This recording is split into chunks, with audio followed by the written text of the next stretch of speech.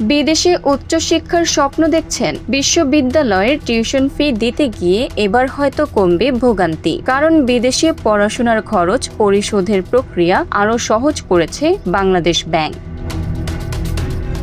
জারি করা এক প্রজ্ঞাপনে কেন্দ্রীয় ব্যাংক জানিয়েছে, এখন থেকে বাংলাদেশি শিক্ষার্থীরা আন্তর্জাতিক ডেবিট, ক্রেডিট কিংবা প্রিপেড কার্ড ব্যবহার করে সরাসরি বিদেশি বিশ্ববিদ্যালয় ও অনলাইন ভর্তি প্ল্যাটফর্মে টিউশন ফি এবং অনুমোদিত আনুষঙ্গিক ব্যয় পরিশোধ করতে পারবেন।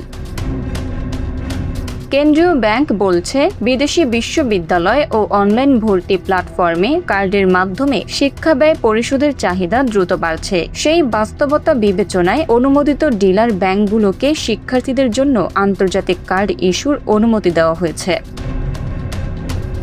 শিক্ষার জন্য এই বৈদেশিক মুদ্রা ব্যয় সাধারণ ব্যক্তিগত ভ্রমণ কোটার বাইরে থাকবে, অর্থাৎ বিদেশে পড়াশোনার ফি পরিশোধ করলে ভ্রমণের জন্য নির্ধারিত বৈদেশিক মুদ্রার সীমা কমবে না।